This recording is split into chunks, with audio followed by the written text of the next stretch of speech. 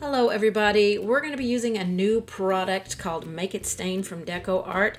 It is an equal mix 1-to-1 with any paint color that you want to use, and it will make a gel stain for you. So I've mixed it up and I'm going to use a damp sponge to apply it to this 10-inch round plate. Now I have prepared my plate with a coat of multi-purpose sealer before applying my stain. For me, that's key. It's going to keep the stain from soaking down into the wood. But you can certainly use this without that step. I do highly recommend that you always use it though. So once I get this front side completely stained, I will do the back side here in a moment. This is a very easy product to use. I'm going to paint the entire design on this plate with this stain, okay, in varying colors of blues that I have picked out. It's an equal mix 1-to-1 with your paint. Here I am completing the back now. So as you see me using it, I am going to be brush mixing 1-to-1 with my paint. I'm going to tape off about a third of the way down from the whatever edge you want to start on to create a horizon line. We're going to work on the water area first, and then we'll remove this tape later and finish the sky. Alright, so our color palette for this one is going to be Dragon Teal, Desert Turquoise, Bahama Blue, White, Shoreline, Turquoise Blue, Burnt Umber, Payne's Gray, and Cocoa. But you can use whatever color palette that you choose to use. I'm going to use a damp half-inch angle brush, and I've loaded the brush with an equal mix of the Make It Stain medium and the paint, blended them on my brush, and now I'm just using the chisel edge of my brush to just apply horizontal strokes for the beginning of my water. I'll do this all the way down to the edge of my water. Some of these colors we're going to come back and do a little mixing and put on top, so some of these colors you won't see a ton of it. But I just want you to use whatever colors that you want to use. They make a good foundation for a start for our water. So now I've gone on to the Bahama Blue and mixed my medium with it, Make It Stain medium, and made a stain of that color. You can see we can still see a little bit of the background in there. We won't see a lot of it by the time we get to the end, but that Payne's Gray was an excellent choice for an underpainting here. I've gone back to the Dragon Teal and I dirty brushed my Bahama Blue right into my Dragon Teal so I can blend the two where they meet with a little bit of horizontal painting to bring them together, so there's not such a transition from one color to the next. Now I've mixed my Make It Stain with the Cocoa and I'm loosely putting in some sandy area. I am going to take it up into the water area because the water is going to come into or onto our sand. So we want to make sure that we do bring some of that color into the water. So let's start adding some more lighter colors into our water. I've gone back to the Bahama Blue, and that cocoa stain mix is still kind of wet, which is great for us blending out a little bit of water coming onto the sand.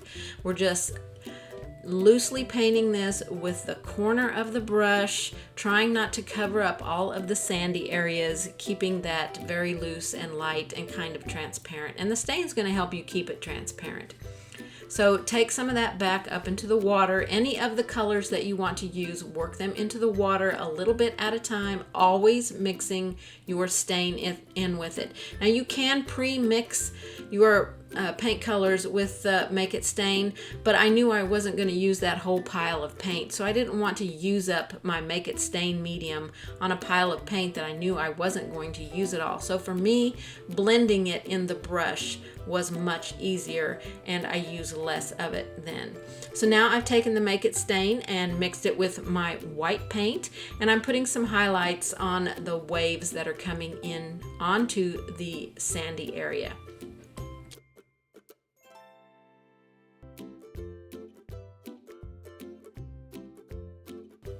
It's such an easy product to work with, you guys. I think you're really going to enjoy using it and trying it. If you're a person that likes to stain furniture, you can create your own unique stains with this medium, and that's going to make it a lot of fun. I'm continuing to add just some white highlights into the water. We're going to remove the tape here in a bit. We're going to add some detail into the sandy area with some of our darker colors. So get your water kind of how you want it to look. We can come back and add more highlights as at the end, or waves in the background at the end when we get all of our final details into this painting. So you don't have to stress out about taking your waves all the way to the horizon line. We're going to put a ship in there, so we're not going to see some of that anyway, and we can come back and add those in later if we really need to.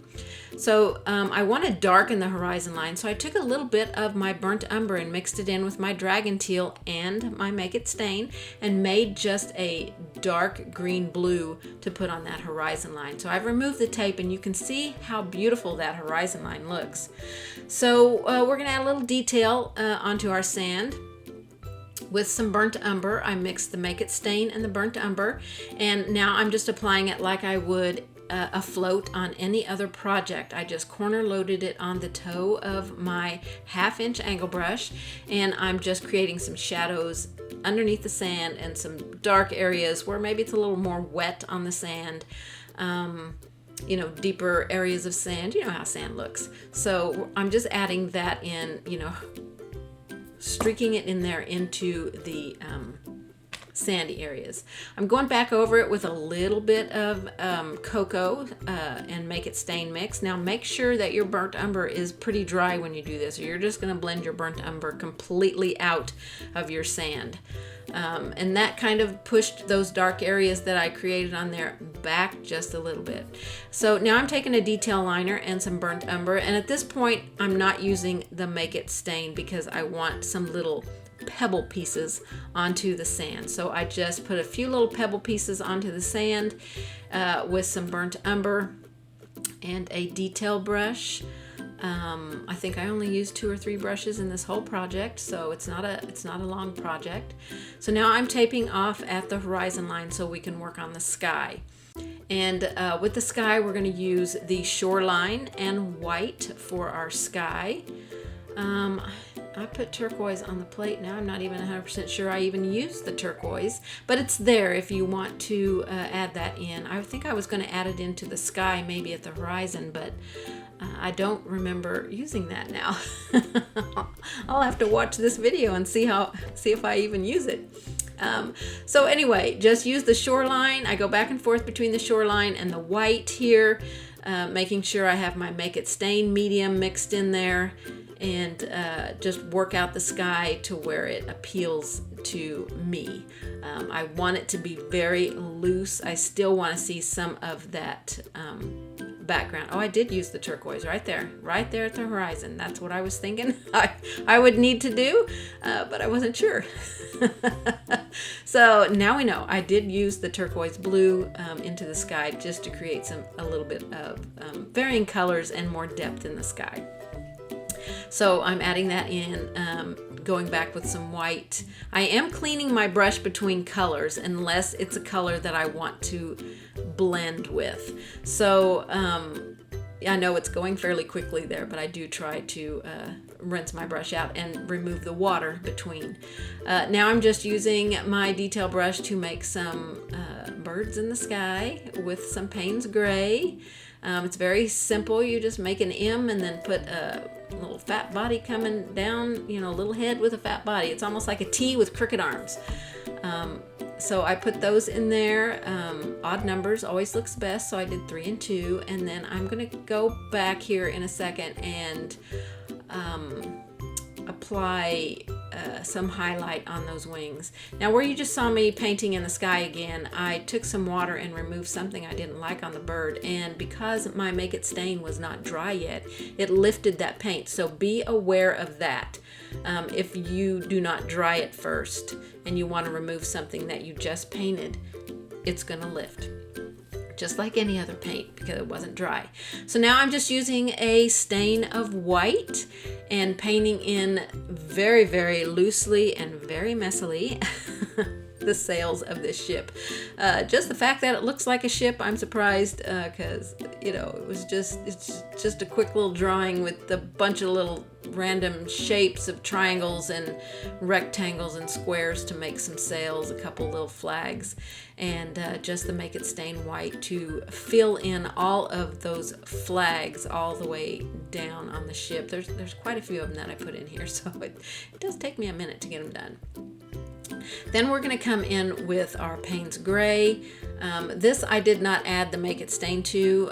I just thinned it down a little bit so I could have a little flow with my brush to paint the mast, the stick things that hold up the sails, and to outline some of the sails with so that I could get those to be a little bit more pronounced on there. I did not use the Make It Stain with the birds either. I just painted them just right in there. So now I mixed a little bit of my burnt umber and my Payne's Gray, and I'm doing the posts that are on the bottom of the sail mast to, support them. And all of my ropes and things I'm painting in with that mix of burnt umber and Payne's Gray. You could make it all Payne's Gray if you want to. Just whatever appeals to you. I mean, your ship could be completely different colors than what I'm painting. You can paint whatever you want in there. I mean, it could be just a fun little boat out there on the water. So getting all those masts and everything outlined with that mix, and you see I'm doing it very loosely. I'm not being precise about anything because this is a ship in the background, and I just wanted to show you how well you can work with this Make It Stain mix medium, because you can do lots of things with it, and the fact that you can paint an entire painting with a stain, a gel stain, is just amazing to me. So now I'm filling in the color of the boat, which again is that brown blue mix, and going to get it painted in and put a few details on it. It's a pretty simple little process here. So don't forget that if you want to shop at DecoArt, I do have a coupon code down below that you can get 20% off your total order if the item you're ordering is not for sale. Their new mediums that they came out with, a lot of them are selling out very quickly. So if you want to try them, now is a good time to get them with that 20% off coupon. So now I'm just taking a little bit of Make It Stain and burnt umber mixed together and putting a little bit of shadow on those masts at the bottom of them so we can kind of distinguish them a little bit more. The final thing I'm going to do on here after I dry it is add a few waves around the boat. We don't want it floating in the water. It's got to look like it's moving through the water. So take a little bit of one of your blues, whatever you want to use, and mix it in there with some white and create, don't forget your Make It Stain medium. I use that on everything except for those details I did on the ship and the birds and the little pebbles on the sand. Everything else is the stain mix. Then you can add a few more waves out in the water if you want. I'm going to shade along the bottom of the boat, just to kind of give it a little bit of weight. And then a few more waves in the water, and that is going to finish this project out. You guys, this was so much fun. I loved trying this new medium. It's so easy to work with. I think that you are going to love it. So head over to decoart.com. Please use the link below because that will help me out. And if you have enjoyed this video at all, please leave a comment. Please give me a thumbs up. Please share it. And please subscribe. I can't wait to see you guys with the next new product that DecoArt has coming out, and I will see you soon, everybody. Thanks so much for joining me today. Have a great day and a blessed week. Bye-bye.